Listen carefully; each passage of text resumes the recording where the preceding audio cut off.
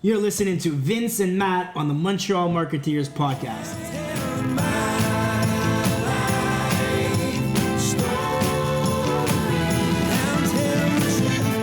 On this week's episode, we're here with Jared, Heaven's Messenger, Haunted House Specialist, and Exorcism Specialist. Jared, let the audience know who you are and what you're all about. I'm just a regular guy. So who am I? I'm just Jared, family man, father of 5. I call myself Jared Heaven's Messenger. People also know me as Jared Shaman Medium, but I stick with Jared Heaven's Messenger. In essence, the gift that I have allows me to be everything that you mentioned: a haunted house specialist, an exorcist, a medium, a clairvoyant, a shaman, which for those who don't know what a shaman is, it's a medicine man, so to speak.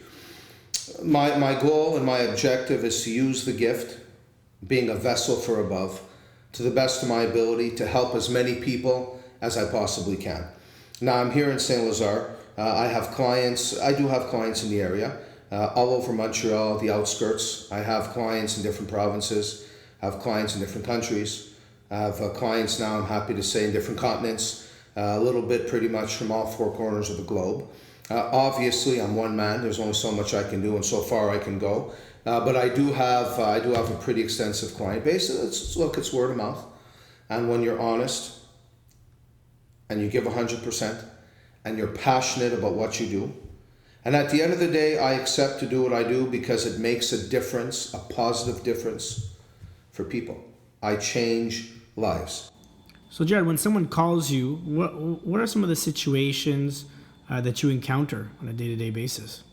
I've had people call me on the phone and say, look, last night a 100-pound cabinet lifted off the floor in the middle of the night, and my husband and I witnessed it, and it flew across the room and smashed into the wall. You think you need to come over? And my answer is, well, what are you waiting for it to fall on your head? I mean, what, right? I mean, and I'm not saying it in a vicious way, in a malicious way, just, it's a lot easier for people to believe they didn't see something. I've had people call me, my 4-year-old son. I'm 200 pounds. My 4-year-old son picked me up with one hand and spoke in a foreign voice, which there's no way he could know, and in a deep voice, and threw me across the room. You think he's possessed? Well, no shit, Sherlock. Yes, there's a problem, and I suggest you don't wait because the next time he may kill you.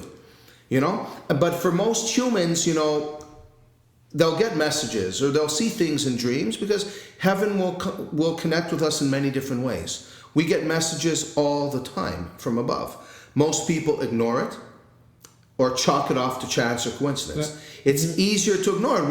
Most people don't want to turn to a coworker and say, you know what, last night I saw a shadow walking around my room. Yeah. It's a lot easier to just pretend it didn't happen. Mm-hmm. But more and more people are starting to, I don't want to say wake up, but open up to the possibility that these things are real. And let's face it, if you go by a lot of the stuff you see on the internet or a lot of the stuff you see on TV, I mean, let's face it, I'd look at this nonsense too and say, well, what's going on here? What is this nonsense? Very often the reality is completely different from what's portrayed in books or on the internet or in movies because it's more for the entertainment purpose. I've had cases where things are flying around the house while I'm there. I've had cases where children are levitating when I'm working on them and their eyes are black and they're swearing at me in Latin or Hebrew and doing different things or trying to attack me. But more often than not, it's more tame. I've had cases where someone had to be held down, okay? And let me be clear, no one's ever gotten hurt in anything I've ever done. Never mind killed, not even hurt. Okay, it's not like you see in the movie. I don't need to hop on someone and start punching them like the priest does after he throws the holy water on YouTube or in the movies. All the priest is doing is beating shit out of the person. They're not doing anything else or the fancy rituals you can see in other places of the world with Coke cans and knives and soup and all kinds of things. This stuff is hogwash and nonsense. No one's ever gotten hurt with me doing what I'm doing. In fact, I've saved lives. I've saved probably more lives than I can count. So just going back to the point, people need to be open-minded to realize that the spirit world is much bigger than the physical world. And I have an expression. Everyone thinks that we're humans with a soul. Very wrong. We are spiritual beings temporarily in a physical body. And just to give some insight, I guess, to those who are listening, How old are you? I just turned, I'd like to say 33. I was going to spit out. It's 43. I almost said 33 because in my mind, I see the white hairs and the bald head, and I like to believe I'm 33. I just turned 43 actually a week ago. And the reason why I'm asking it too is, let us know, at what age did you find out that this was a gift that you wanted to dive in? And at that time as well, we're not talking about the 90s here. It's a very different vision of what your parents might have had of you saying, Mom, Dad, I'm going to go down this path. Give us some insight as to what kind of... Well, it's a bit of a long story. First of all, I want to be clear that this is something I'm born with. Okay. And I've pissed off a lot of people because I've made claims which I will stick by 100%. This is something you're either born with or you're not.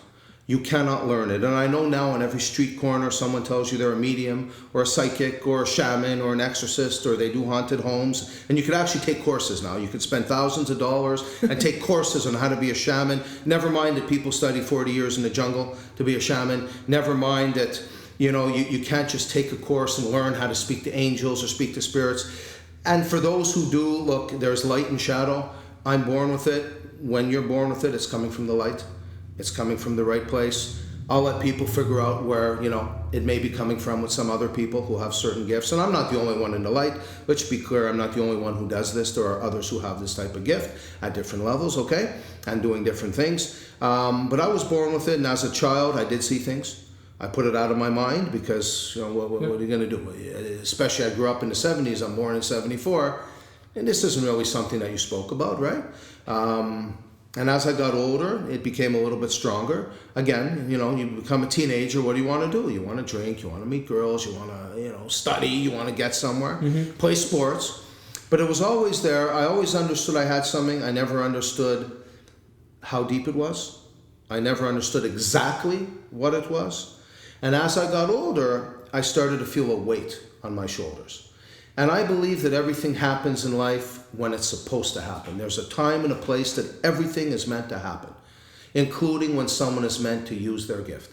And when the time was right, the feeling became so overwhelming that I understood, okay, I've got to look into this and I've got to do something and I've got to do something now.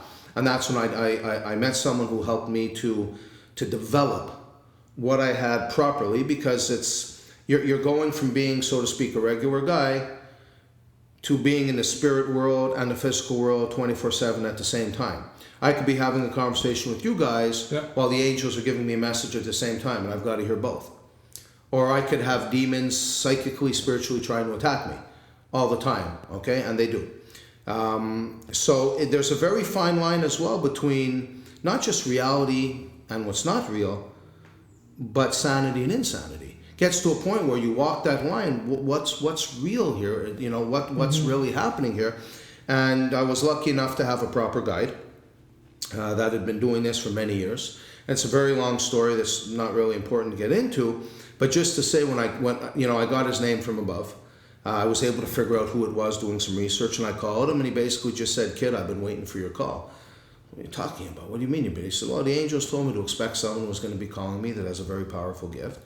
And he said, "And I know it's you." He said, you're the Hebrew I've been waiting for." It was very overwhelming for me because he goes, "Kid, I've been doing this for 35 years. He said, "There's a reason that the angels all have Hebrew names.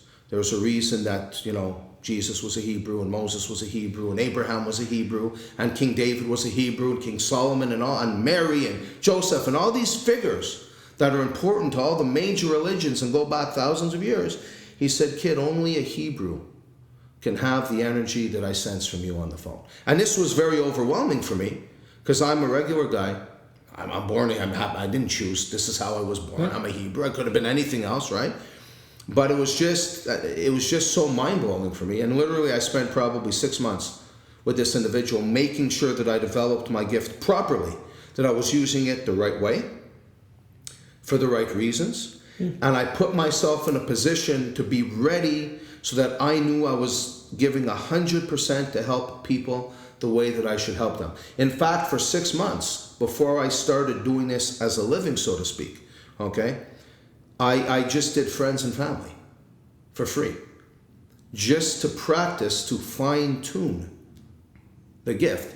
And I know people say, well, if you've been doing it for 35 years, it has to be better than someone who's been doing it for 5. That's hogwash. Anyone here in the city, people in Montreal, everyone knows hockey.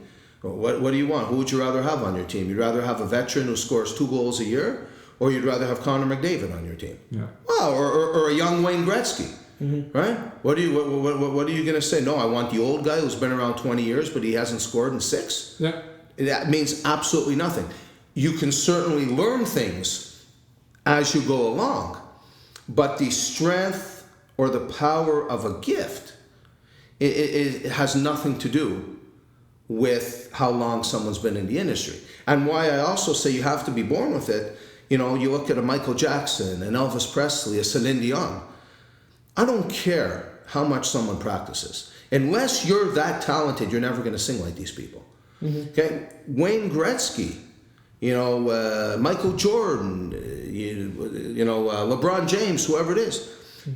Either you have that talent or you don't. You could develop a talent and make it better, but you have to have it to begin with. You can't learn to play like Michael Jordan or LeBron James. Very true. Was there a point when, say you're born with a talent, right? Yes.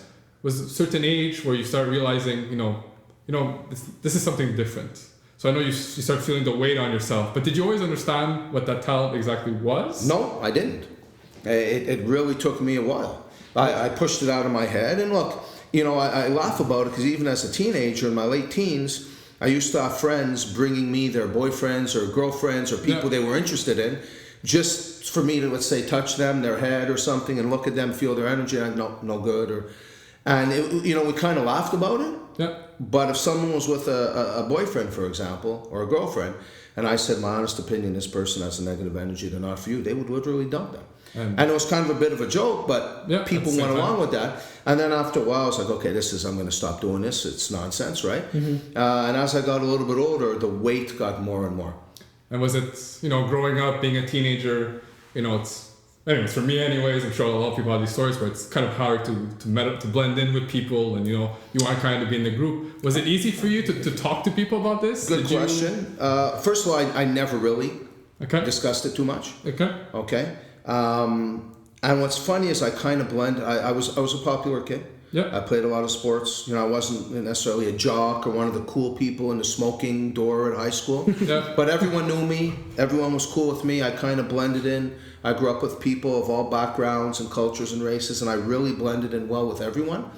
So that wasn't an issue, to be honest. And I know for some people it would be.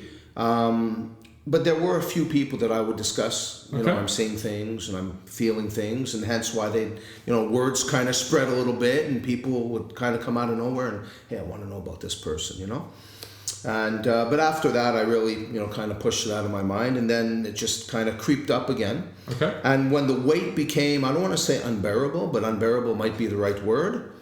That's when I realized, okay, I've got to understand exactly how deep this is. And even now, many, many years later, I still sometimes have trouble coming to terms with not necessarily how far I've come, but with the extent that I've been able to make a difference for people. I try to be a humble guy. I try to live my life that way. I try to bring up my children. They're still young, but I try to bring them up with my wife that way. And I think I do a pretty good job of being humble, because I understand without heaven, I have no gift. And that may be one of the differences between me and many people who pat themselves on the back. I'm nothing without heaven. My gift as heaven's messenger is literally that. I work for heaven. I'm a vessel for above. I can't perform an exorcism without heaven. I can't help someone who's sick or in pain without heaven. I can't contact someone's grandmother who passed on without heaven. I can't give someone a clairvoyant session, maybe save their life, avoid bad things happening, help them make important decisions in their life without heaven. I can't go to a haunted home and cross over ghosts or remove demons without heaven. So I'm just the messenger, which is why I've settled on heaven's messenger, because it encompasses everything that I am. And at the end of the day, it's all about a message. Because even if I'm doing an exorcism, I'm always passing a message to the family, to the person who was possessed. There's always a message from above that has to come across. And it's happened to me where I'm walking down the street and there's a stranger crossing my path, and the angels will tell me, we'd like you to say this to this person, and I'll stop them and say, look, I apologize. You can laugh or you can take it for what it's worth. You don't know me from a hole in the wall. This is who I am, and I just got a message, and I'm going to pass it on. And generally speaking, when something like that happens, even if they, if they look at you like you're crazy, you could also still see in their mind a certain amount of what if he's real. I'm not here to convince people. I'd like people to be open-minded, okay? And in all honesty, not just in what I do, but I believe in anything in life, someone who's closed-minded is a fool. Someone who's closed-minded, who's not open to there being other possibilities other than what they think, is not going to go very far in life. And when you're helping people, do they have to be open-minded? Absolutely. First of all, because I work in the light, I cannot help someone without their permission. Someone who has cancer, for example. And I don't want to go into the actual stories, but I've had cases where the angels told me, we will help you to help these people, to make them better. But these people didn't believe in what I did. And I told them, you're going to die. And unfortunately, they did. And it's something, even though it's not my fault, it's also something I have to live with when I go to bed, knowing that if only they would have been open-minded enough, they'd still be alive today. Someone who's possessed. If it's a child, I only need to, at a certain age, I'll take the permission of the parents. Once that child is, let's say, 10, 11 years old, give or take, the child has to give me permission. If the child says, no, I don't want you to help me, even if they're floating around the room and dark eyes and the whole works, I can't. I can't help somebody because I can't remove free will. God gave us free choice, free will. I work for heaven. I work for God. I can't remove what God gave someone. So I need permission to be able to do something. And it takes open mind. If they're closed-minded, I've had people walk in here, say, I'm doing this for fun. I don't believe in this. I say, get out. I'll give you money. I need to make a living. I have 5 kids to feed. Okay, but anyone who knows me knows I'm very honest. I've helped a lot of people who didn't have the means. Okay, and I'm not a fancy guy, anyone who knows me. But I've told people I don't care about your money. To me, I take this very seriously. This is who I am. It's what I do. I'm here to help people, and I'm very passionate about it. And you're taking it as a joke. To you, it's just for fun. Get out. I don't want your money. Please go see a fake. Go see someone with a crystal ball. Go see someone who may take out 5 different decks of cards until you choose the one you want. And I'm not putting down anyone. Everyone does their own thing. But go see someone for fun. So when you say permission, it's not only a verbal permission, but it's allowing you into their body, their soul. They have to believe it's possible. They have to believe it's possible and give me actual verbal permission. Okay. To allow, because someone who comes in says, I'm sick and I've seen it happen, but I don't think you can help me. And I'm always very clear, I'm very honest. As a shaman, I can't help everyone. Okay, and I tell someone before we start, sometimes it works and sometimes it doesn't. Okay?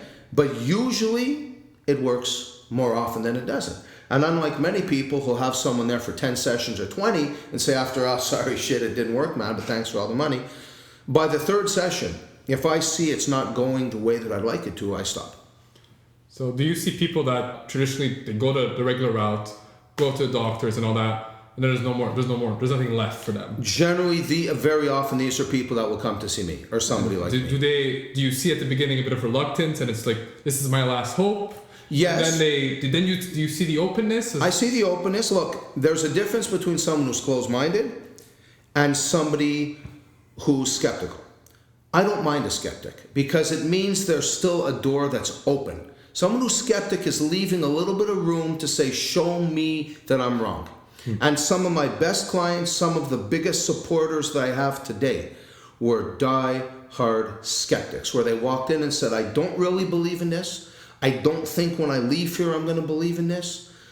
But we know people who saw you, or we heard about you, and I'm willing to give it a chance, and I'm leaving that 1% open that you're going to change my mind. And when it happened that I did, look, when someone expects you to do something miraculous, it's not a big deal when you do it. Yeah. Right? It's Very not. true. Right? But when they expect you to do absolutely nothing, and you blow them away, all of a sudden, wait a second over here. Oh, I knew all along. And I've had a few of those. Yeah. I was testing you. I knew you. You can't convince me. Right? But these are the people who very often become the biggest supporters because they've witnessed things that they never thought that they would witness. I'd like to go back to an earlier point where you made that you couldn't do anything without heaven. Heaven was your tool to do your work.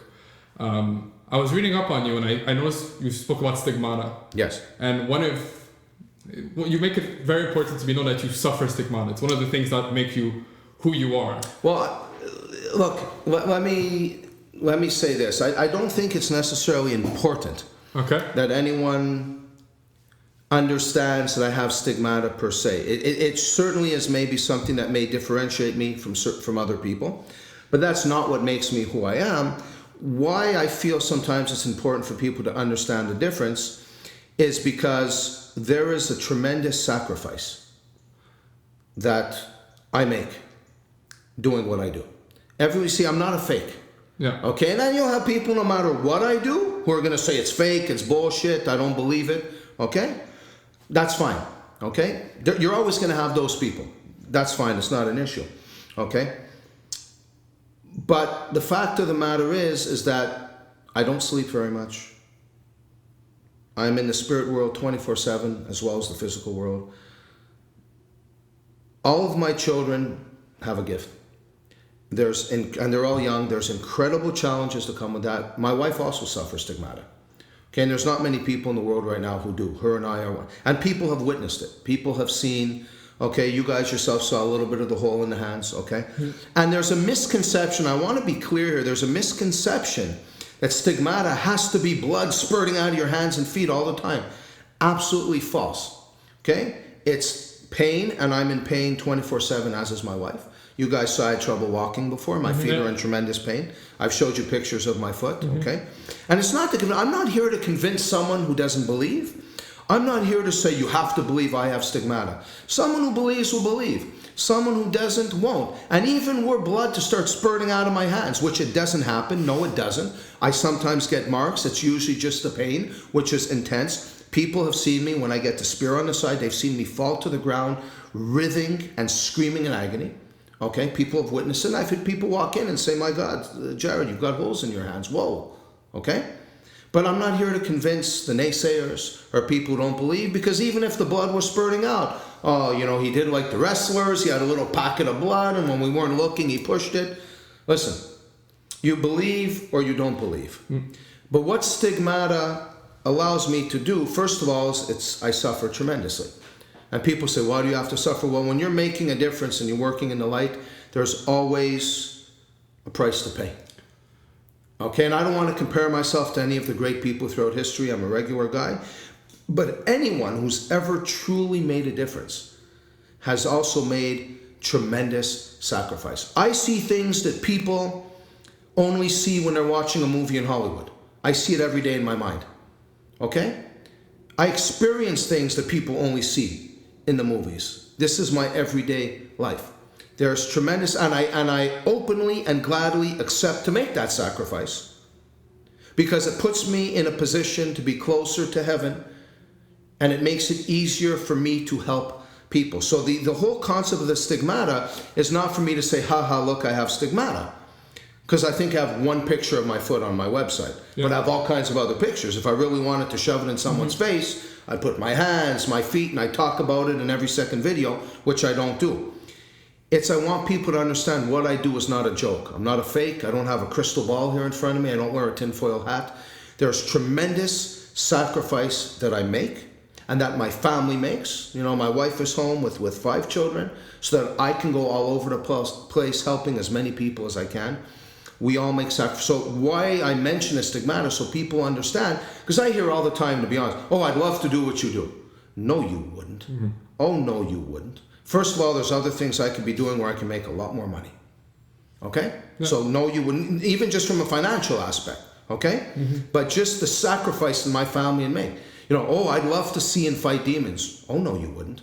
Most people, even if they had the ability, which most do not, which is why I get calls from all over the world for exorcisms and to do haunted homes, even if they could, face to face with the demons that I see on a daily basis, they'd run with their head between their legs, most people.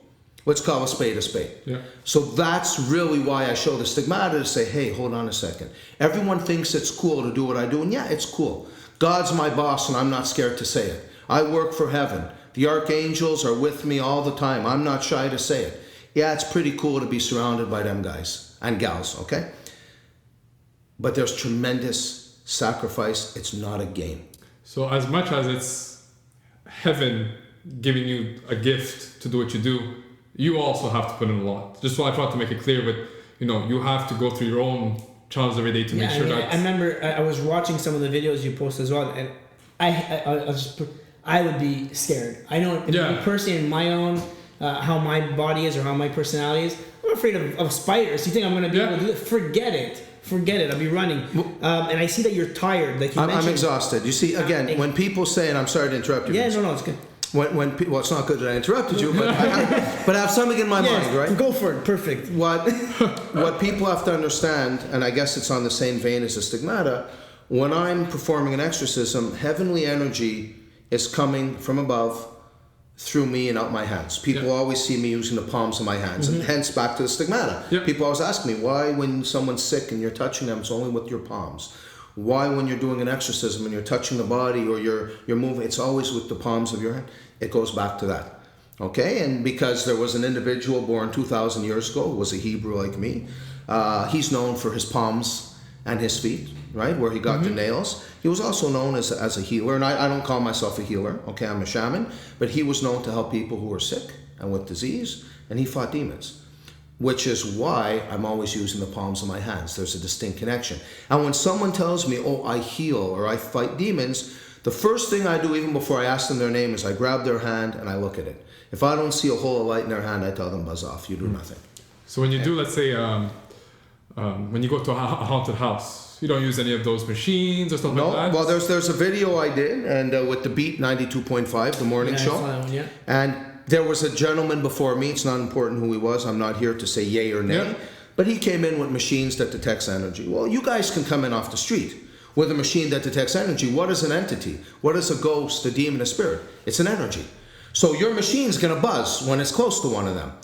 I don't use any of this. I don't have any cameras. I don't have any lights. I don't have any machines, recorders. I go in with my eyes and my hands. And I see them and I feel them. So why people were freaking out, and they were even commenting on the video, is, oh, he must have watched the guy before him. And the producer's like, no, he didn't. He was in a room by himself. He didn't.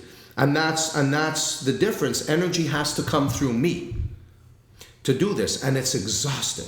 I'm fighting a demon, let's say, for hours during an exorcism. The human body's made to take so much energy. Heavenly energy is way more powerful than anything we can experience. I'm not going to compare it to, a lightning bolt, because a lightning bolt's extremely powerful. But just imagine on the same vein, the insane amount of energy that has to travel through me to either fight a demon or help someone with a sickness, with pain and cancer, something like that. I'm exhausted. And it's 24/7. There's no break from the exhaustion. Doing what I do is absolutely exhausting. Hence, going back to the sacrifice. And I guess the whole stigmata thing came up because for a while I never even spoke about it. People would come in and say, oh, I see what you have. I know what you have. Very spiritual people, very open-minded who could see it. And I wouldn't even respond. But then I said to myself, you know what? People should understand that I don't care if they think I'm a joke or if I'm real, okay? I'm here to help those that want help and that are open to get help. I can't help those who don't want, and I'm not here to change the minds of those who don't ever want to change their mind. I'm here to touch the small percentage of those who do want help or who can get the help. But I want people to understand that it's not a joke, and there is sacrifice. And every time I get a message from someone saying, oh, I read a book on how to read cards, I can do what you can do. No, kid, you can't. Until you suffer the way I've suffered, until you've gone through the journey, the expression, wear someone else's shoes. Yeah. Don't tell me because you spent $5,000 and you took a weekend seminar on how to be a shaman that you heal people. Or don't tell me because you paid $3,000 and you took a 2-week course on how to speak to the angels that you speak to the angels. Okay? There are other people who can. But generally, I usually get those people, oh yeah, I can do what you do, or it's so cool, I'd love to do it. You hear the expression, you guys are businessmen, you know the expression, people see what's in front of them, but they don't see the blood, sweat, and tears that goes on behind the scenes. Like people don't know that, you know, whatever I do have, my office, any tools that I may use, whether it was to create a website, business cards, do shows, no one gave me a penny. Okay, when I needed people, no one was there for me. I did it all on my own. There was suffering, financial instability. I've even helped people who didn't have money because I wanted to save their lives, even to my own detriment when I had bills to pay because I couldn't turn someone away who was in need. There's a lot of struggle involved. So when someone's gone through my struggle and they understand a little bit of the sacrifice that's truly involved to work for heaven, that's when I'm willing to sit down with them. And some people get angry, and I've had people call me, yeah, I do what you do, and I sense right away on the phone, no, you don't. Listen, I don't have time, I'm sorry. Oh, you think you're the only one? I'm not the only one. I'm absolutely not, but I also don't have time for pretenders. I'm here to make a difference. If you can make a difference, I tell them, doing what you do, God bless you. Do your thing, make a difference, change someone's life, bring some light, bring some kindness, bring some goodness. God bless you, do it, but please, I don't have time for this. I'm doing my thing. I have to make a difference for people who need it. So when you first started out, not necessarily being in the spiritual world, but really making it this to like, how am I going to get people to come? How am I going to get people to understand me, to come and see me? How am I going to get my first clients to treat? Yeah. So what was the first couple of things that went through your head and like, okay, we're going to get this going? Honestly, that's an excellent question, Matthew. Is it you go by Matt or Matthew?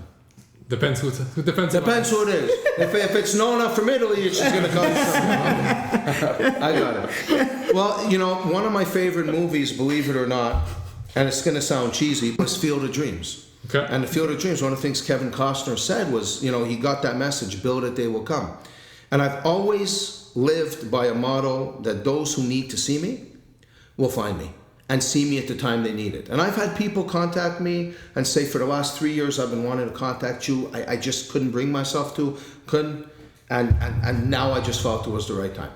I knew people would come, and look, I'm on Facebook. I'm very active on Facebook. I get a lot of clients from Facebook. Word of mouth spreads. So I get a lot of clients. I have a very, very steady client base. Okay, thank God, because it means that I'm feeding my children. But just as importantly, I'm helping a lot of people in many different ways. Okay, so I always understood that the people who need to find me, and I have people call me and for example say, oh well, your service is this, but I don't really have any money, and I see on Facebook they just spent $600 on a new purse or a pair of shoes. Oh, buzz off. When your priority is to find out the information you need to find out, or to get to get help for your sickness or whatever, I'll be your priority when the time is right. Okay? Save some money, stop, you will find a way to see me when you need to. Okay? So in answer to your question, I obviously I work very hard. I post on Facebook, I do my videos to spread the message, etc., etc. I've done a few shows where I had a booth, and I never give any type of service at my booth. I don't believe in it. I don't believe that I can give someone a proper service with 2,000 people walking around, being bombarded by, and I don't want to criticize anyone who does. That's their thing. It's not for me. So I spent all kinds of money to get booths, just to talk to people, give out my cards. And I built myself up, and like I said, thank God I'm at a point now where people from all over the world are contacting me. And I work very, very hard to try to help as many of them as possible. And I'm exhausted. Like we were joking around before we started. Said the last 2 weeks I've been filming. I can't go into details on what I've been filming, but I've been working on a few projects. And I didn't really have too many clients other than those that wanted to be on film. And we were saying that my wife and I knew, okay, it's coming.